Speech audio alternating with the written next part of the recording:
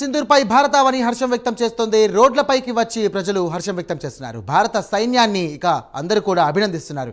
ఇదే అంశానికి సంబంధించి మరిన్ని details deputy input editor Vasu అందిస్తారు. వాసు, చెప్పండి.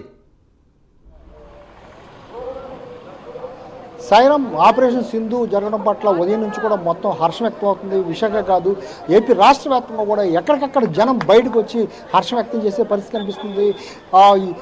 గతంలో కూడా ఇక్కడ మనం చూడవచ్చు, వైజాగ్ చెందినటువంటి వాళ్ళు కూడా ఉగ్రవాద దాడిలో చనిపోవడం జరిగింది, కొంతమంది బయటపడటం జరిగింది. ఈ నేపథ్యంలో ఇక్కడంతా కూడా చాలామంది మొత్తం హర్షం వ్యక్తం చేసే పరిస్థితి కనిపిస్తుంది. మనతో కూడా చాలామంది ఉన్నారు. మాజీ డిఎంహెచ్ఓ ఉన్నారు. సార్, ఉదయం జరిగిన సంఘటన ఎలా చూస్తారు? ప్రధాని తీసుకున్న నిర్ణయాన్ని ఎలా సమర్థిస్తారు? సో ప్రధాని గారు తీసుకున్నటువంటి యాక్షన్ ఖచ్చితంగా భారతదేశం అంతా కూడా బలపరుస్తుంది. కారణం ఏంటంటే, అన్యాయంగా 26 మందిని పొట్టను పెట్టుకున్నారు కాబట్టి వాళ్ళ మీద ఏ విధమైన యాక్షన్ అయినా సరే తీసుకునే అర్హత మనకు ఉన్నది. మళ్ళీ రేపు పొద్దున్న ఎప్పుడు కూడా పాకిస్తాన్ వాళ్ళు రిపీట్ చేయకూడదన్న దృష్టిలో నిన్న రాత్రి స్ట్రైక్ జరిగింది. అక్కడ పిఓకేలోను పాక్ ఆక్యుపైడ్ కాశ్మీర్లో బాంబింగ్ అంటూ జరిగింది. అక్కడ చాలామంది వాళ్ళ పాకిస్తాన్ వారు సైన్యం కూడా చనిపోవడం జరిగింది.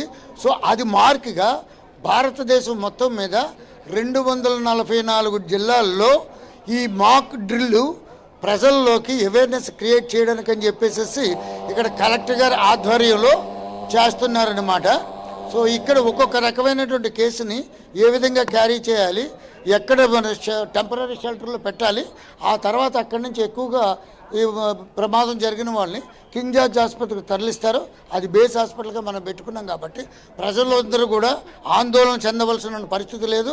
అందరూ కూడా సహకరించి ఈ యాక్టివిటీలో ఉన్నట్టయితే నిన్న మాక్ డ్రిల్ చేయమని ఆదేశాలు ఇచ్చారు, కానీ ఇవాళ యుద్ధం కూడా స్టార్ట్ అయిపోయింది. ఆ దాడి మీద దాని అంటారు.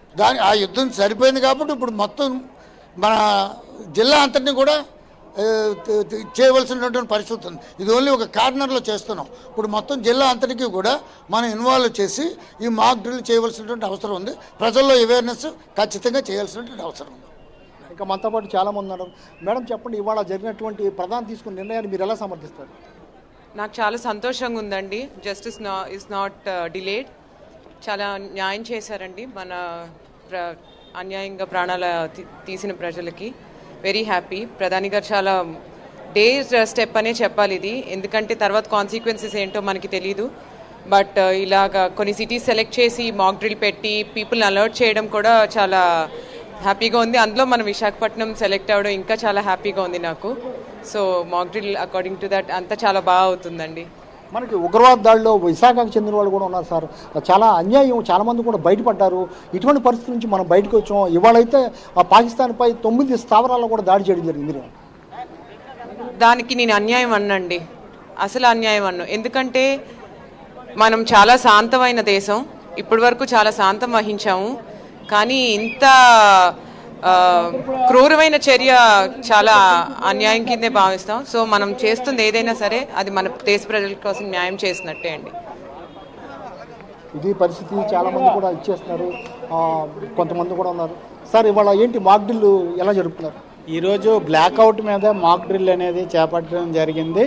ఈ మాక్ డ్రిల్ అనేది సివిల్ డిఫెన్స్, తర్వాత ఎన్సిసి, మన కోఆపరేటివ్ సంస్థలైనటువంటి ఎన్డీఆర్ఎఫ్, ఎస్డీఆర్ఎఫ్, ఫైర్ డిపార్ట్మెంటు, ఇవన్నీ కూడా ఈ ఎమర్జెన్సీ పరిస్థితుల్లో మనం ఎటువంటి ప్రికాషన్స్ తీసుకోవడం వల్ల ప్రాణాపాయం నుంచి తప్పించుకోవచ్చు అనే దాని మీద ఈ మాక్ డ్రిల్ అనేది చేయడం జరుగుతుంది. ఇది మొత్తానికి సాయిరాం మొత్తానికి ఇక్కడంతా కూడా మాక్ డ్రిల్కి సిద్ధమవుతుంది. నేను మాక్ డ్రిల్ ప్రకటించిన తర్వాత ఇవాళ డెవలప్మెంట్ అయితే ఇవాళ జరిగింది. దీనికి మొత్తం కూడా ప్రధాని తీసుకున్న నిర్ణయం పట్ల అందరూ హర్షం వ్యక్తం చేసే పరిస్థితి కనిపిస్తుంది. మరి కాసేపట్లో ఇక్కడంతా కూడా అంటే ఒకవేళ యుద్ధం వస్తే ఎటువంటి జాగ్రత్తలు తీసుకోవాలని కూడా, అన్ని జాగ్రత్తలు తీసుకోవాలని కూడా మొత్తం కూడా ఏర్పాటు చేస్తున్నారు.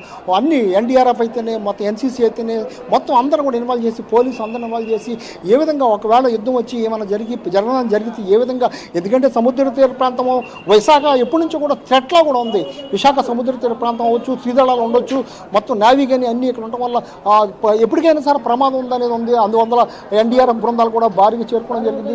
మనం చూడవచ్చు, మొత్తం కూడా ఒకవేళ అగ్ని ప్రమాదం జరిగి యుద్ధంలో కనుక ఏమైనా జరిగితే అగ్ని ప్రమాదం జరిగితే వాళ్ళని ఎలా రక్షించాలి, వాళ్ళని తీసుకురావాలి అనేది కూడా ఒక భారీ నిచ్చెనలు వేసుకుని మొత్తం కూడా పంపించే పరిస్థితి కనిపిస్తుంది. మొత్తం కూడా భారీ కూడా ఏర్పాట్లు కూడా చేస్తున్నారు. ఇక్కడ 1 టౌన్ ఏరియాలో క్వీన్ మేరీ ఏరియాలో మొత్తం కూడా ఈ ఏర్పాట్లు చేస్తున్నారు. ఎటువంటి పరిస్థితులు ఎదురైనప్పుడు కూడా మొత్తం కూడా ఎదుర్కొనేందుకైతే సమర్థవంతంగా తిప్పికొట్టేందుకైతే ఒకవైపు సైనిక చర్యలు అయితేనే, ఒకవైపు ఈ విధంగా మాక్డ్రిల్ ద్వారా అయితేనే అందరూ కూడా సిద్ధమయ్యే పరిస్థితి కనిపిస్తుంది. మొత్తం ఏది ఏమైనా కూడా మొత్తం కూడా చర్యలు తీసుకునేందుకైతే సిద్ధమవుతున్నారు. పోలీసులు అయితేనే అన్నీ మొత్తం అందరూ కూడా ఇక్కడ వచ్చి మాక్డ్రిల్ని సిద్ధం చేస్తున్నారు. మరి కాసేపట్లో ఇక్కడ మాక్డ్రిల్ని అంతా కూడా సిద్ధం చేసేందుకైతే మొత్తం రెడీ అవుతున్నారు. ఏది ఏమైనప్పుడు కూడా ఈ సముద్ర ప్రాంతం ఈ థ్రెట్లో ఉంది. ఒకవేళ జరగడానికి జరిగింది ఎటువంటి ప్రమాదం వచ్చినా, ఎటువంటి ప్రతిఘటన ఎదుర్కోవాల్సి వచ్చినా సరే ముందు ఉండడం అనేది వీళ్ళందరూ కూడా చెప్పే పరిస్థితి కనిపిస్తుంది. సాయిరాం.